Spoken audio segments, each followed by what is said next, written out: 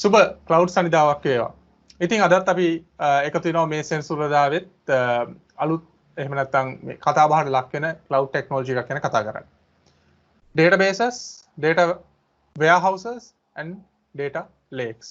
මොකද්ද හරියටම මේ වගේ තියෙන වෙනස? හරියටම මොන අවස්ථාවලදී මේවා පාවිච්චි කරන්න ඕන? ඉතින් මේ ගැන කතා කරන්න තමයි අද අපි ලෑස්ති වෙන්නේ.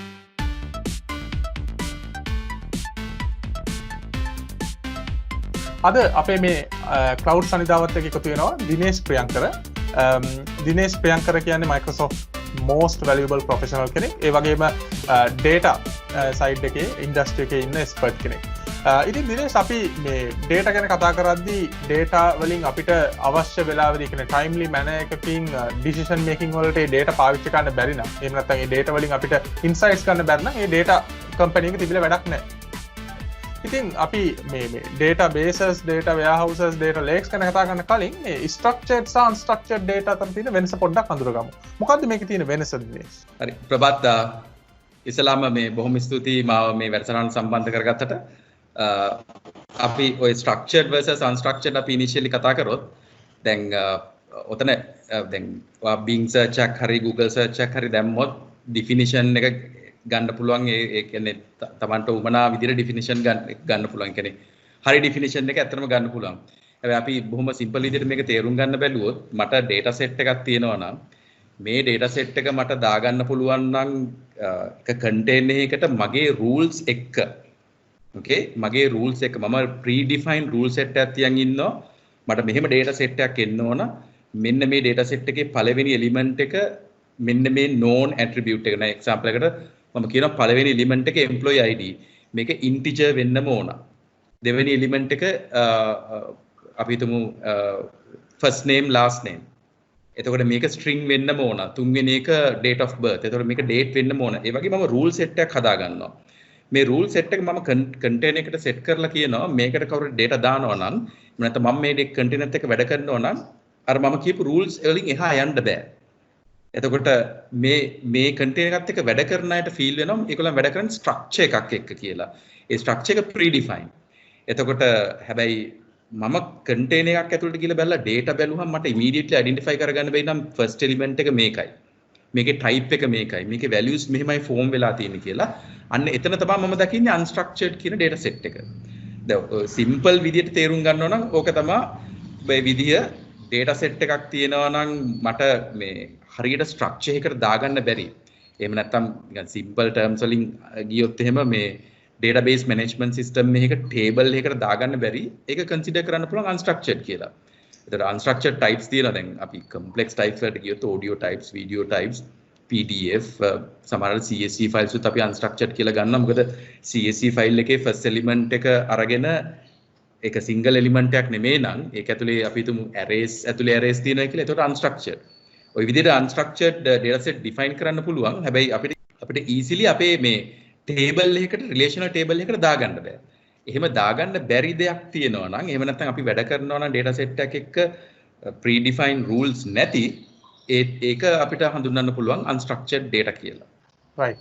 අපි දැන් අපි topic එක පැත්තට ගියොත් දැන් මේ databases data warehouses, data lakes Dinesh සාමාන්‍යයෙන් අපිට එක එක aspects වලින් බලන්න පුළුවන්. අපි data side එකෙන් දැන් අපි මේ structured unstructured ගැන කතා කරා. කොහොමද මේක fit වෙන්නේ මේ තුනට? මෙහෙමයි ප්‍රබත් දැන් අපි ඉස්සෙල්ලාම කතා කරොත් අපි කොහොමද මේ data maintain කරන්න පටන් ගත්තේ? හැම business process එකක්ම මේ electronically handle කරන්න ගත්තාම application ලියවෙන්න ගත්තා. එතකොට අපිට උමනාව ආවා data තියාගන්න.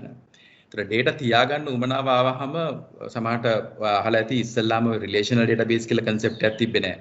අපි file system use කරා, hierarchical database කියලා එකක් use කරා, object oriented අපි එච්චර use කරන්නේ නැතුනට ඒක තිබ්බ ඊට කලින්.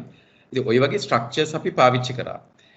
දැන් මෙහෙම පාවිච්චි කරන් ඉන්නකොට මේ කියන්නේ business run කරන අයට තේරුණා මේ අපි මේ පාවිච්චි කරන repository එක data store කරන්න පාවිච්චි කරන repository එක optimize නැහැ අපි මේ කරන operation වලට. දැන් අපි ගත්තොත් එහෙම කස්ටමර් එනවා කස්ටමර්ගේ ඉන්ෆර්මේෂන් ඉක්මනට ෆීඩ් කරගන්න ඕන කම්පියුටර් එකට. එතකොට අපි ඇප්ලිකේෂන් එකක් ලියලා ඒකට කැප්චර් කරනවා. ඉතින් මේ කැප්චර් කරලා ලියලා එකෙන් ආයි ෆීඩ්බැක් එකක් ගන්න එකට හරිය ටයිම් යනවා.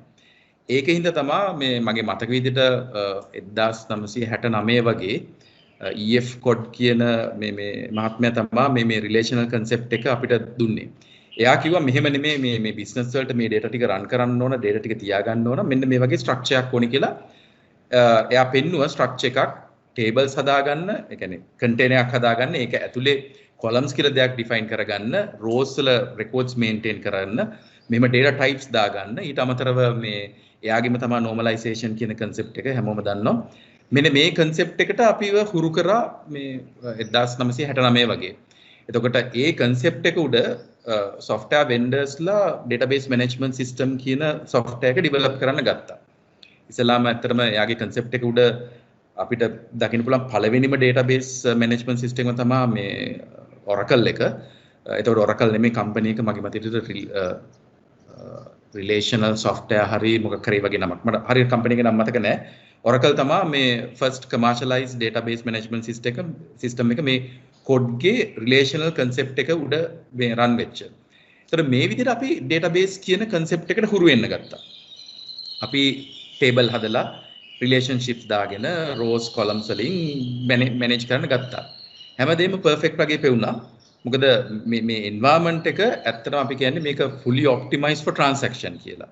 එහෙමයි යන්නේ. එතකොට මිනිස්සුන්ට business එක ඉක්මනට කරගන්න පුළුවන්. හැබැයි මෙහෙම කරන් යනකොට කාලයක් යනකොට දැන් මේක ස්ටෝර් කරාට මදිනේ මේකෙන් ගන්න එපා data එළියට.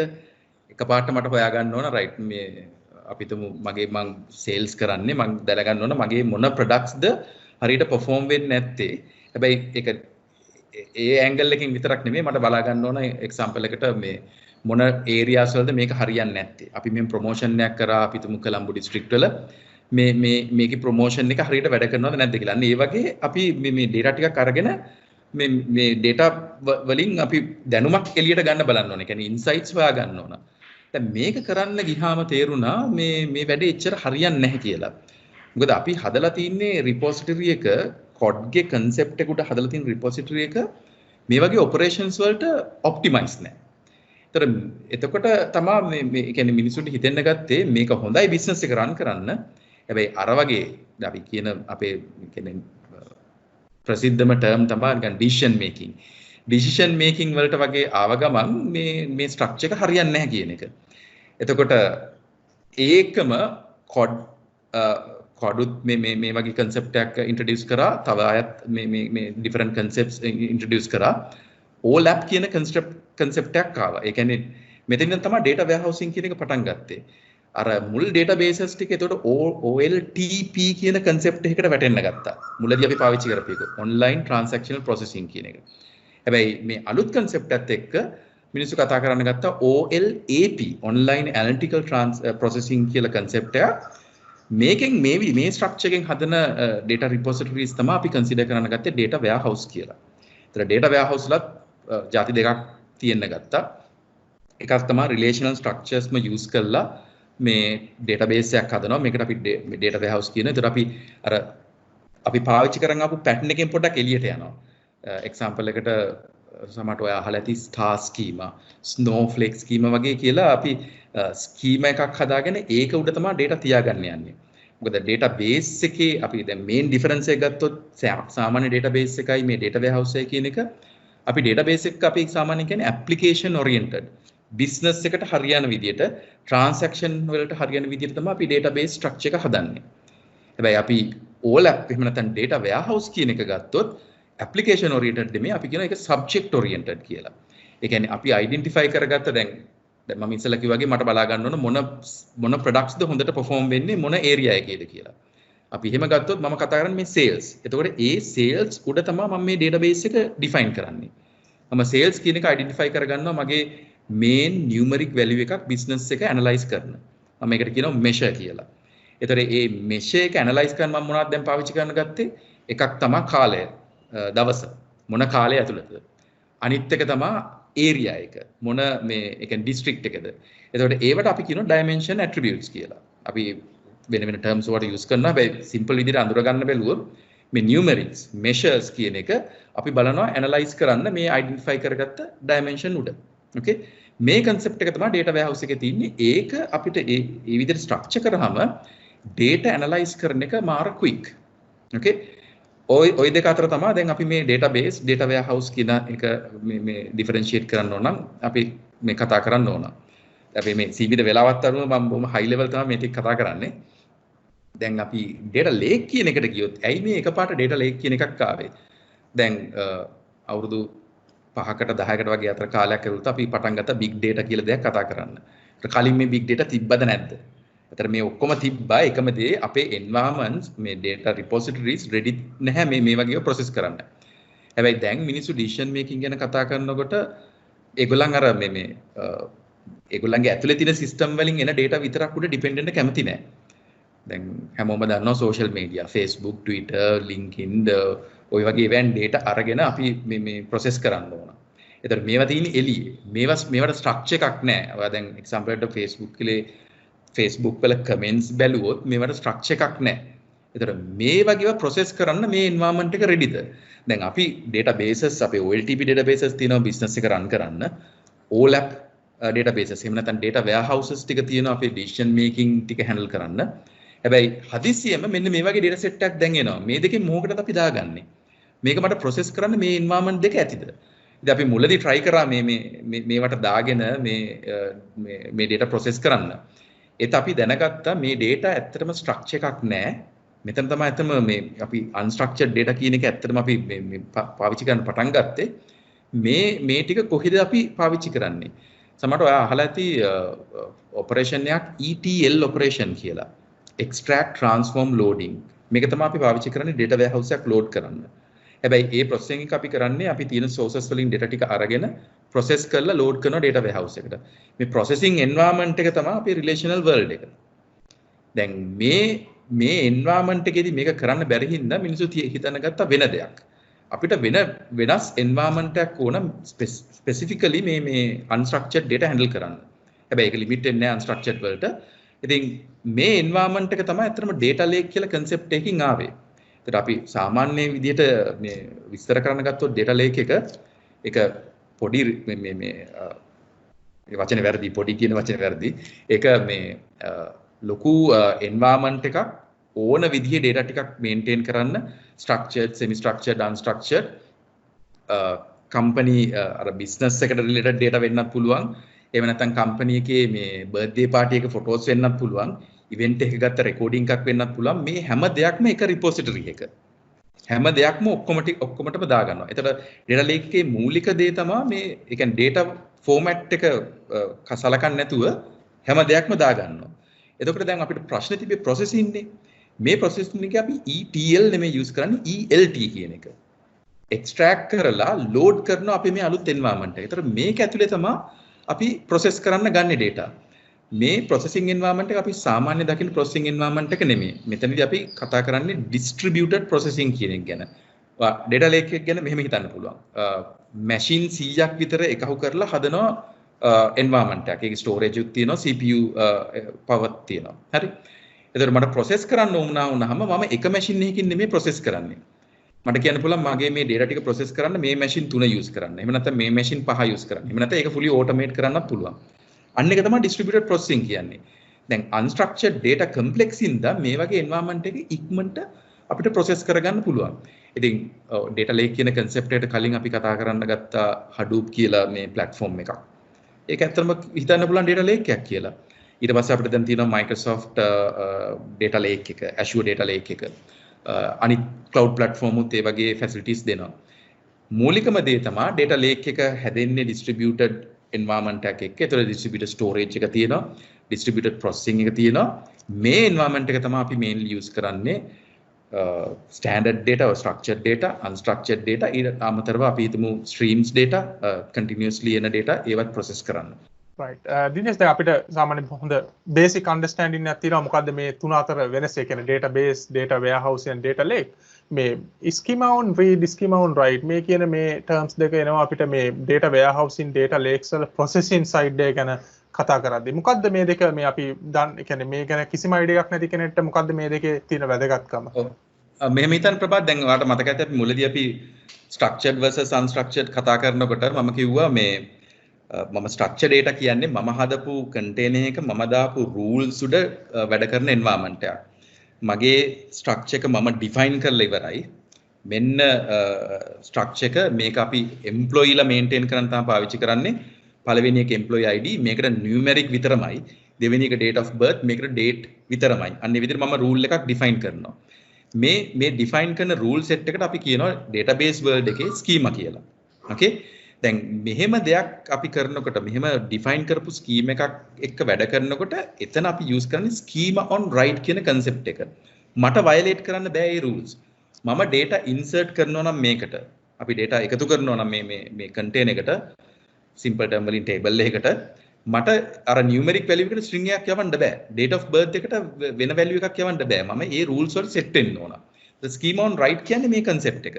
ගොඩක්ම OLTP environment එක business tables වල business operations වලට හදපු tables වල මේ concept එක තමයි use කරන්නේ. අපි නිකන් හිතමු software solution එකක් define කරනවා කියලා මේ sales company එකට. එතකොට හදන tables database එක වැඩ කරන්නේ schema on write කියන concept එකට. ලියන එක විතරක් නෙමෙයි ගන්නකොටත් මම දන්නවා first element එක අනිවාර්යෙන් numeric එන්නේ කියලා. second element එක date එන්නේ කියලා මම දන්නවා. okay එතකොට අපි අනිත් concept එක ගත්තොත් schema on read කියන එක structure නැති එකක් ගැන තමයි අපි කතා කරන්නේ. දැන් මෙහෙම example එකක් ගමුකෝ. අපි data lake එකේ හිතන්න IoT device එකකින් data set එකක් එනවා. හරි. අපි දන්නවා මේකේ structure එකක් නැහැ. සමහර අපි අතරම unstructured කිව්වට මේ හදන device එකට ඒ structure එකක් පේනවා. එයානේ හදන data IoT device එක මේ data generate කරනවා නම් එයා ඒ structure එක දන්නවා. අපි මේ outsiders වලට තමයි මේ structure එක මේ unknown වෙන්නේ. ඒක තමයි අපි unstructured data set කියලා ගන්නෙ. මේ data set එක අපි හිතමු අරගෙන data lake එකේ store කරලා තියෙනවා. දැන් මම process කරන්න ඕන මේක. මේක process කරන්න මම open කරාම මට immediately තේරෙන්නේ නැහැ මෙන්න මේකයි මේ මුල් කෑල්ල මෙන්න මේකයි දෙවෙනි කෑල්ල කියලා. ඒතර මම මේක analyze කරලා බලලා මට ඕන විදිහට මම structure එකක් මේක උඩ දානවා. මේක permanent structure එකක් නෙමෙයි. දැන් මම simple example එකක් ගත්තොත් අපි තුමු CSV file එකක්. අපි මේ complex ඒවාට යන්නේ නැතුව මම පොඩි example එකක් ගන්නම් CSV file එක. ඒතර CSV file එක අපි තුමු elements තුනක් තියෙනවා. okay පළවෙනි එක මම කියන්නම් employee ID. දෙවෙනි එක මම කියනවා මේ name. හරි. තුන්වෙනි එක මම කියනවා අපි හිතමු hobbies. right ඔය තුන තමයි මේ CSV file එකේ තියෙන්නේ. එතකොට මම දැන් hobbies කියන එක ගත්තොත් multiple hobbies තියෙන්න පුළුවන්. අපි හිතමු ඒක multiple hobbies semicolon එකකින් තමයි separate වෙලා තියෙන්නේ. ඒත් මම මේ data set එක read කරනකොට දැන් data lake එකේ structure එකක් නැහැනේ. මේක නිකන් dump කරලා තියෙන මේ file එක. දැන් මම processing වලට ගන්නවා. ඒත් මම කියනවා මම මේක ගන්නකොට මට මේක read කරන්න ඕන පළවෙනි එක numeric. දෙවෙනි එක string. තුන්වෙනි එකත් string. ID එකයි නමයි hobbies ඔය ටික ඔක්කොම මම ගන්නවා මේ string value තුනක් විදියට. එහෙම අරගෙන මම continue කරනවා මගේ process එක. හැබැයි ඔයා read කරනකොට ඔයාට කියන්න පුළුවන් නෑ මම Dineshගේ scheme එකට මේ set වෙන්නේ නෑ. මට ඕන මගේම දෙයක්. මම පළවෙනි එක මමත් ගන්නවා numeric විදියට. දෙවෙනි එක මම ගන්නවා right string name එකනේ. okay. hobbies මම කැමති නෑ ඔක string විදියට ගන්න. මට ඒක ගන්න ඕන array එකක් විදියට.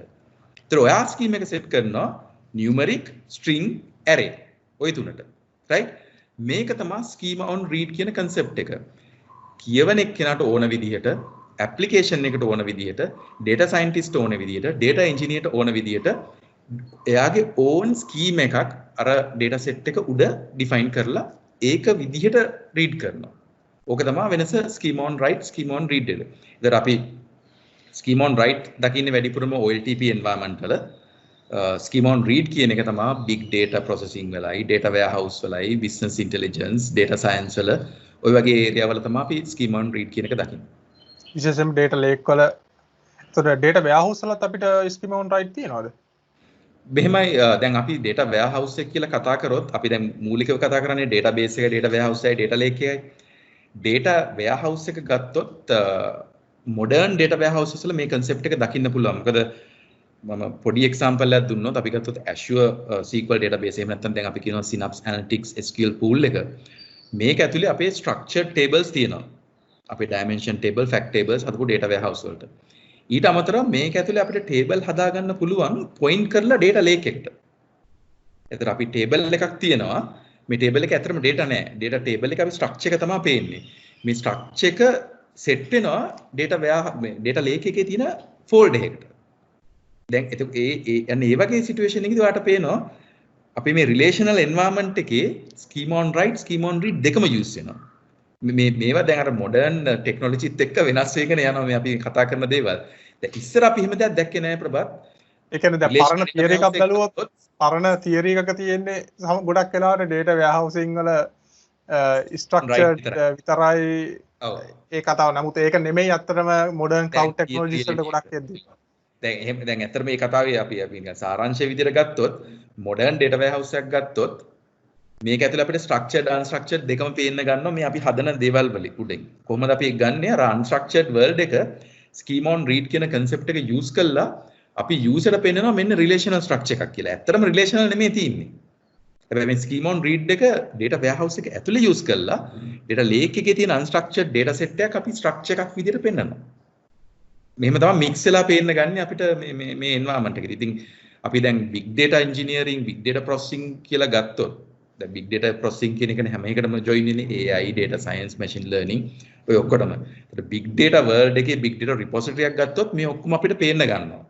හැබැයි end user ට මේ ඔක්කොම අපි කියන්නේ transparent. ඒගොල්ලන්ට පේන්නේ නැහැ.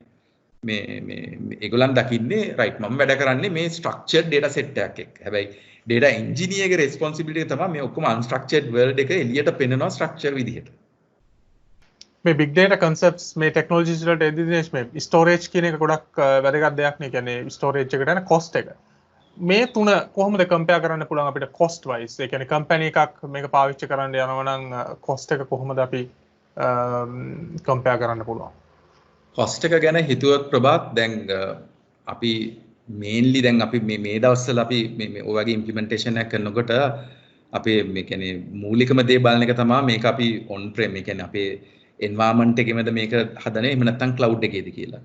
අපි cloud එකකට මේක යනවා නම් ඇත්තටම අපි මේ capex කියන මේ cost එක එහෙම් පිටින්ම නැති වෙනවා. ඒ කියන්නේ මූලිකවම වියදම් කරන්න තියෙන මේ අවශ්‍යතාවය නැති වෙනවා cloud එකට යනවා නම්. මොකද දැන් අපි example එකකට අපි ගත්තොත් Microsoft Azure SQL Server එක මම මේක on prem වල මගේ database එකක් හදන්න මේක use කරනවා නම් මම ඉස්සෙල්ලාම වියදම් කරන්න ඕන infrastructure වලට server එක ගන්න ඕන. ඒකට අවශ්‍ය CPU power එක memory ඔය ටික ඔක්කොම මම ගන්න ඕන. ඒක ලොකු cost එකක්. ඊට අමතරව මගේ database එක හුඟක් ලොකු database එකක් නම් මට මේ ගොඩක් processing power එක ඕන නම් multiple edition තියෙනවා. ඒකට මට ගොඩක් වෙලාවට enterprise edition එකට යන්න වෙනවා. ඒකට මේ ලොකු ගාණක් මම පොඩ්ඩක්වත් මේ කියන්නේ select statement එකක් ගහන්න කලින් මම වියදම් කරලා ඉවරයි. හරි?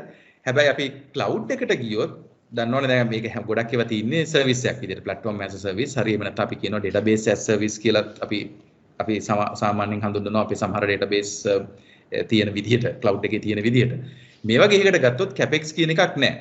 මේක ඔයා පටන් ගත්ත ගමන් තමයි ඔයා ගෙවන්න තියෙන්නේ. ගෙවන්නත් තියෙන්නේ ඔයා පාවිච්චි කරන විදිහට. එහෙම බැලුවොත් ඒ cost එක සෑහෙන අඩුයි. අපි මේ කතා කරන OLTP database environment එකත් එක්ක උඩ. හැබැයි අපි දැන් big data, data lake, data warehouse වලට ගියොත් අපි කතා කරන ලොකු storage requirement එකක්. මේක පොඩි data set නෙමෙයි අපි කතා කරන්නේ billions records. මේ දැන් ගොඩක් වෙලාවට අපි 1 tera, 5 tera, 10, 100 ඔය වගේ size තමයි අපි කතා කරන්නේ මේ storage ගත්තොත්. data lake එකට ගියොත් storage එක ඇත්තටම සෑහෙනම low. ඒ කියන්නේ බොහොම පොඩි ගාණක් මාසෙකට spend කරලා මේ අපිට ලොකු data set එකක් තියාගන්න පුළුවන්. ඉස්සර අපි කරන්නේ අහලා ඇති මේවා දැන් කියන්නේ ආකයිව් කරනවා කියලා කරනවා. ඒ කියන්නේ අවුරුද්දක් ගියාට පස්සේ sales transaction ආකයිව් කරනවා. immediately බලා ගන්න බෑ ගිය අවුරුද්දේ sales ආයෙත් ආකයිව් එකකින් අරගෙන ආයි format කරලා දාන්න ඕන. හරි. ඊට පස්සේ අවුරුදු 5ක් විතර ගියාම දැන් අපිට space නැහැ. මේ ආකයිව් කරලා තියාගන්න space නැහැ. ඔන්න delete කරලා දාන්න. trend එකක් බලන්න ඕන නම් අවුරුදු 7-8කට කරන්න විදියක් නැහැ. ওই ප්‍රශ්නේ අපිට තිබ්බේ. හැබැයි අපි මේ data lake වගේ concept එකකට ගියොත් මේකේ කිසිම ප්‍රශ්නයක් නැහැ. අවුරුදු 10ක 15ක data තියාගන්න පුළුවන්. එකම දේ data lake එකේ සීමාවක් නැහැ. දැන් Azure data lake කියන storage එක ගත්තොත් ඔයාලට සීමාවක් නැහැ. ඒකේ කිසිම තැනක define කරන්න නැහැ මෙන්න මේකයි මේ limit එක කියලා. ඔයාලට ඕන තරම් තියාගන්න පුළුවන්. ඒ වගේම cost එක සෑහෙන්නම පොඩි. මේ ඒ කියන්නේ මට දැන් ගණන් කියන්න මේ අමාරුයි. මෙන්න මේ ප්‍රමාණයට මෙච්චරක් කියලා.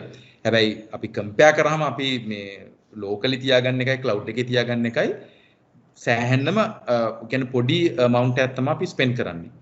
හැබැයි මේ දේ මතක තියාගන්න ඕන අපි process කරන්න ගත්තාම data ඒ processing power එක නේද මෙතන අපි දැන් මේ unstructured world එකේ අපි කතා කරන්නේ data warehouse එකේ data lake වල මේක process කරන්න ගියාම මම කිව්වොත් මට එක machine එකක් ඇති මේ data ටික process කරන්න කියලා අන්න cost එක අඩුයි.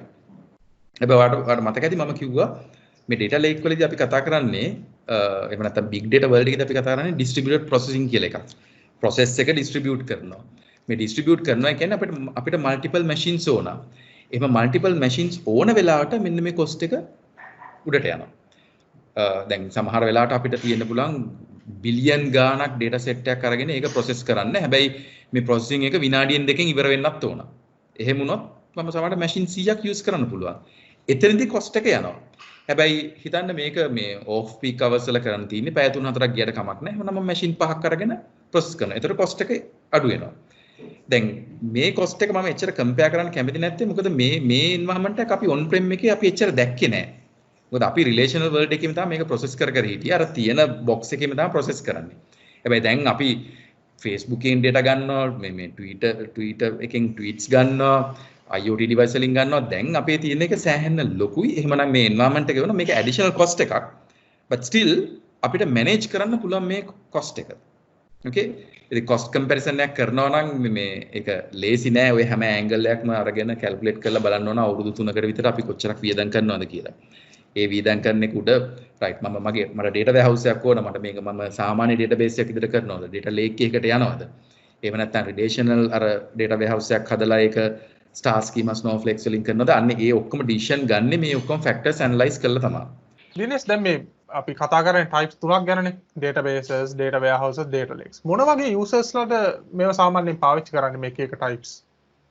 දැන් අපි database එක අපි සාමාන්‍ය OLTP database එක ගත්තොත් ඇත්තටම application එකට තමයි ඔක හදලා තියෙන්නේ. එතකොට අපේ users ලා ගත්තොත් මුළු company එකම ඔක use කරන්න පුළුවන්. දැන් අපි sales system එක ගත්තොත් මේක sales එක දාන එකේ ඉඳන් process කරන වෙනකන් report ගන්න වෙනකන් මේක හැමෝම use කරනවා. හැබැයි ඇත්තටම data world එකේ මේ අපි දකිනවා මේ ಜಾති තුනක්.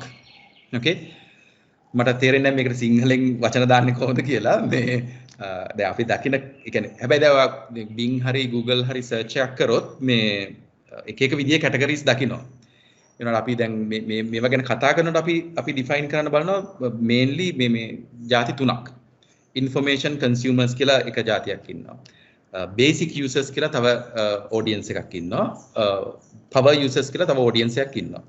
මේ තුනට තමයි අපි බලන්නේ මේ environment එක ready කරන්න. ඒතකොට ඒ තුන තමයි ඇත්තටම අපේ database, data warehouse, data lake, big data world, machine learning models ඔය ඔක්කොම open වෙන්නේ ඔය තුන් දෙනාට. එතකොට මම නිකන් explain කරොත් මේ තුන් දෙනා කවුද කියලා information consumers කියන්නේ ඒගොල්ලන් මේ dataත් එක්ක වැඩ කරන්නේ නැහැ. ඇත්තටම ඒගොල්ලන් කරන්නේ IT වලින් දුන්න දේවල් පාවිච්චි කරන එක විතරයි. ඒ කියන්නේ දැන් අපි තුමු report එකක් හදලා දීලා තින්න කියලා IT එකෙන්. report එක open කරා බැලුවා right job එක ඉවරයි. ඒගොල්ලන් බලන්නේ මේ report එකට තව ඒ කියන්නේ මේ data ටික අරගෙන තව calculation එකක් කරන්න. තව ඒ කියන්නේ මේ grouping එකක් දාන්න, aggregation එකක් දාන්න නෑ. එහෙම බලන්නේ ඒගොල්ලන් කරන්නේ IT එක දීලා තියෙන එක consume කරන එක විතරයි. පාවිච්චි කරන එක විතරයි. additionally දෙයක් කරන්නේ නැහැ. අපි company එක ගත්තොත් 70%ක් විතර ඉන්නේ මේ කට්ටිය 70ක් 80ක් විතර සමහරලාට ඉන්නේ information consumers කියන එක තමයි. ඉතින් අපි data warehouse එකක් හරි BI එකක් හරි මොකක් හරි define කරනවා නම් එතනදී මේ වෙන්නේ ඒ කියන්නේ අපි බලන්න ඕන දැන් මේ කට්ටිය කොච්චරක් ඉන්නවද අපි ඒගොල්ලෝ requirement එක ඇත්තටම cater කරනවද නැද්ද කියන එක. ඊට පස්සේ තමයි මේ basic users කියලා කෙනෙක් ඉන්නේ. දැන් ඔයා අහලා තියෙ self service BI කියලා concept එකක්. ඔය self service BI එකේදී අපි දකින්න ඔය basic users ලා මේ පාවිච්චි කරන මේ විදි. දැන් IT එක දෙනවා reports, IT එක දෙනවා interfaces dataත් එක්ක වැඩ කරන්න. හැබැයි මේ users ලාට ඊට වඩා දෙයක් කරන්න ඕන. මේගොල්ලන්ට මේ data ටික අරගෙන පොඩක් එහෙට මෙහෙට කරලා අලුත් දෙයක් හොයාගන්න බලන්න ඕන. හැබැයි මේගොල්ලෝ ටෙක්නිකල් knowledge එක නැහැ.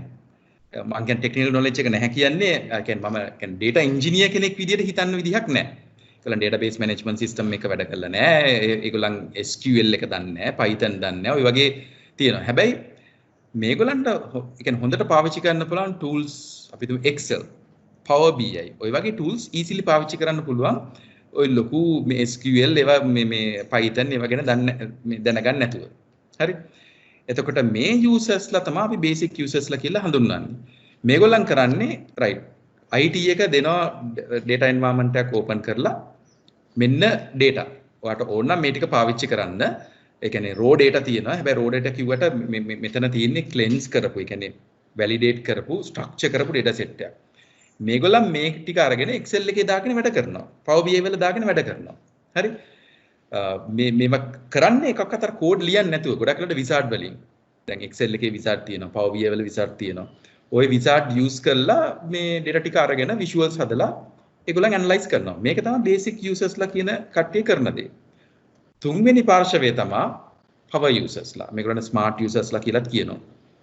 මේගොල්ලන් මේ අර IT එකකින් දෙන structured data උඩ depend වෙන්න කැමති නැහැ. මේගොල්ලන්ට ඕන raw data access කරන්න. raw data access කරාම ඒගොල්ලන් දන්නවා IT එකකින් මේ modify කරන්න කලින් system වලින් ඇත්තටම කොහොමද data හැදුනේ?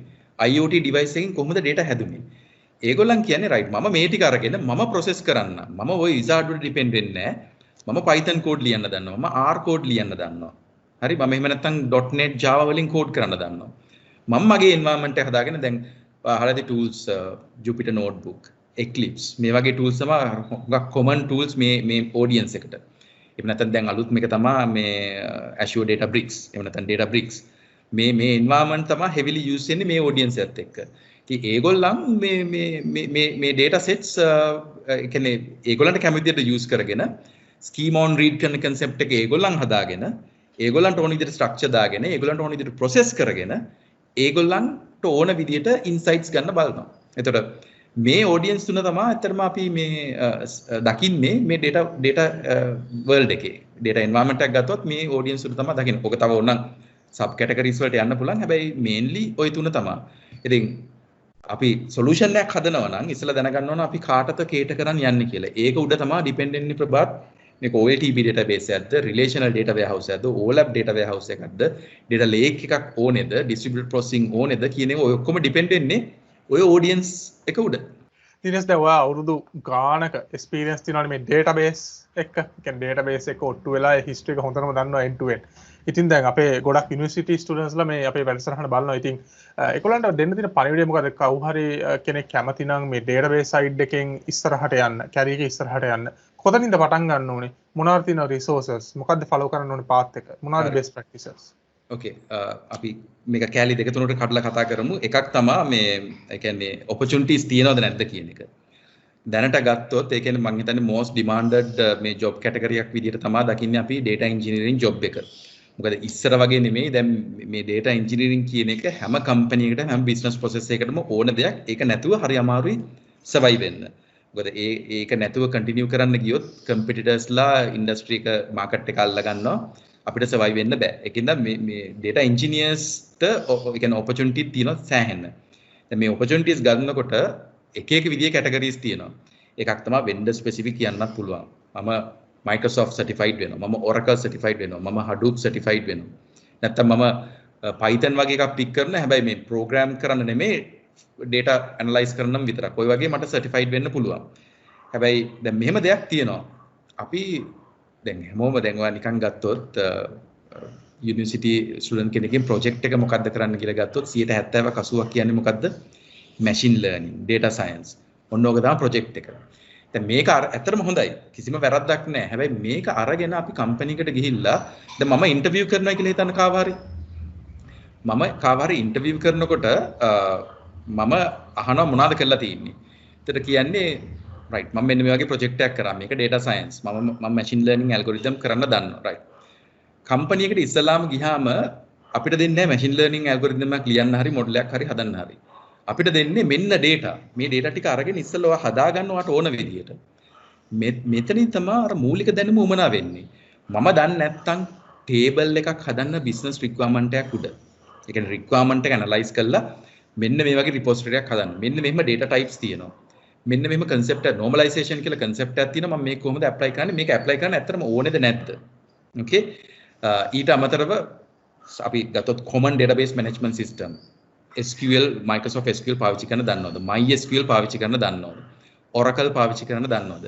මෙන්න මේ ටික අපි අනිවාර්යෙන් බලනවා. මට ඕනේ නැහැ මේ ඒ කියන්නේ මොඩල් ඩිසයින් කරන මේ ඒ කියන්නේ එකපාරට මේ අපි තුමු මැෂින් ලර්නින් ප්‍රෙඩික්ටිව් එක්ස්පෙරිමන්ට් එකක් කරන්න එක්කෙනෙක්ව මට ගන්න ඕනේ නැහැ. එහෙම ගන්න අවශ්‍යතාවය තිබ්බත් මම ගන්න අතර එක්ස්පීරියන්ස් එක්කෙනෙක්ව. මොකද මම දන්නවා එයා අර මුල ඉඳන් ඇවිල්ලා තියෙන එක්කෙනෙක් කියලා. හැබැයි මම ස්ටුඩන්ට් කෙනෙක්ව ඉන්ටර්විව් කරනකොට එයාගේ ෆස්ට් ජොබ් එකට මම දකිනවා නම් අර මූලික දේ දන්නේ නැති කියලා. එතකොට මට පොඩ්ඩක් මම පොඩ්ඩක් රිලක්ටන්ට් මෙයාව ගන්නවද නැද්ද කියන එක. මොකද මෙයා සුපර් මේ මැෂින් ලර්නින් පාර්ට් එකට. හැබැයි කවුද මෙයාට මෙතන ඩේටා ටික අරන් දෙන්නේ? මේ ප්‍රශ්නේ අපි දකිනවා ඉන්ඩස්ට්‍රි එකේ. ඉතින් මම රෙකමන්ඩ් කරන්නේ රයිට් මේ ඔපචුනිටිස් තියෙනවා.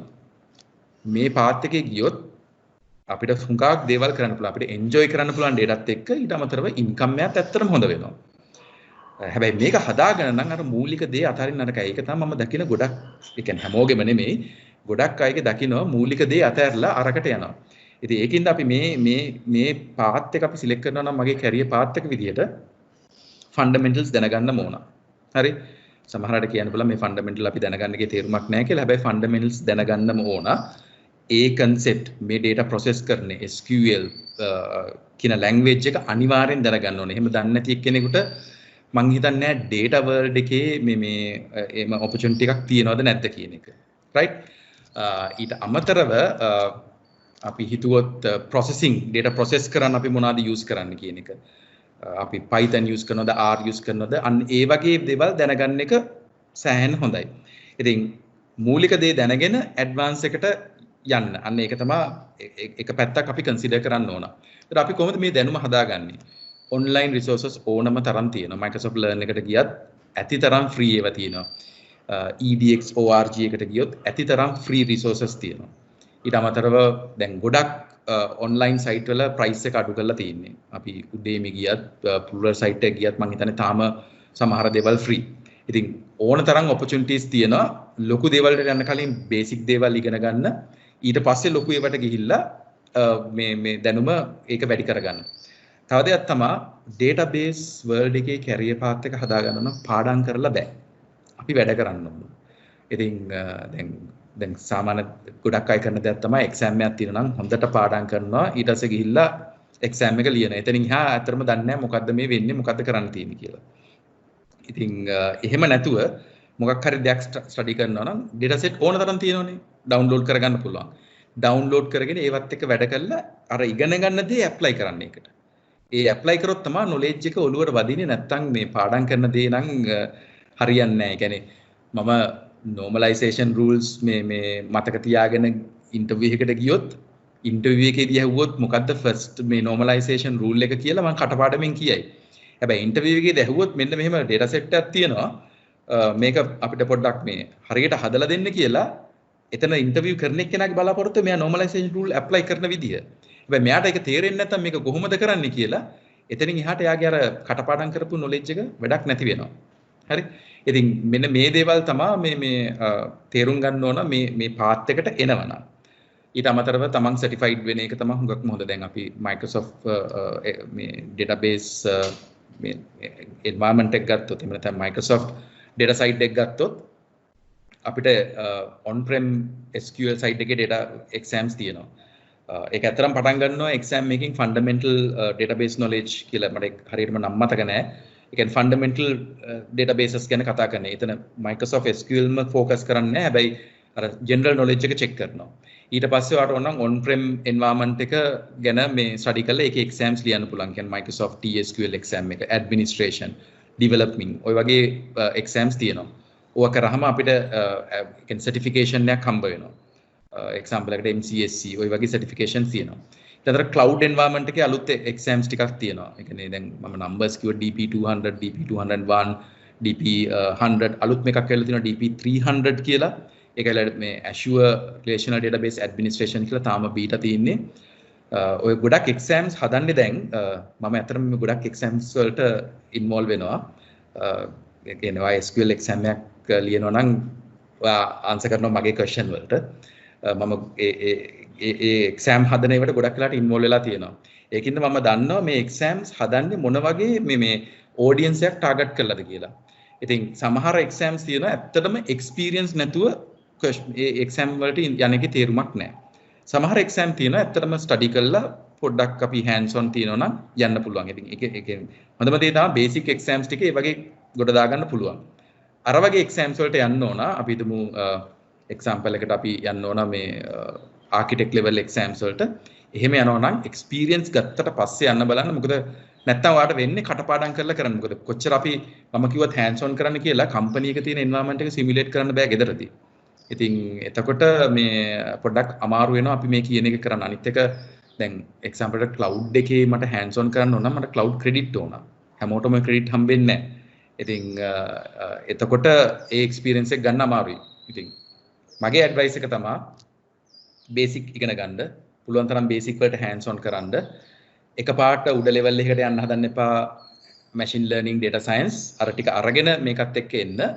කම්පැනි එකක වැඩ කරන්න පටන් ගන්න. එතනින් ඉඳන් තව ඇඩිෂනල් දේවල් ඇඩ් කරගෙන යන්න. මේ පාත් එකේ ගියොත් මේ දක්වා අපි දකින දේ ඔක තව අවුරුදු 5කින් වෙනස් වෙන්න පුළුවන්. මේ දක්වා අපි දකින දේ තමයි opportunities නැති වෙන්නේ කොහෙත්ම. ලංකාවේ වුණත් ඒ කියන්නේ මම ගොඩක්ලට ඉන්ටර්විව්ස් කරනවා කම්පැනිස් වලට. ගොඩක් කම්පැනිස් වලට තියෙනවා මේ රික්වයර්මන්ට් එක. අවාසනාවකට වගේ සමහරවිට අපිට ලංකාවේ රිසෝස් හොයාගන්න හම්බෙන්නේ නැහැ. ඒතකොට තමයි අපි වියට්නාම්, ඉන්දියා වගේ කන්ට්‍රීස් වලට ගිහිල්ලා ඒගොල්ලන්ව කියන්නේ මට ඉන්ටර්විව් කරන්න වෙලා තියෙනවා ඒගොල්ලන්ව ලංකාවේ කම්පැනිස් වෙනුවෙන්.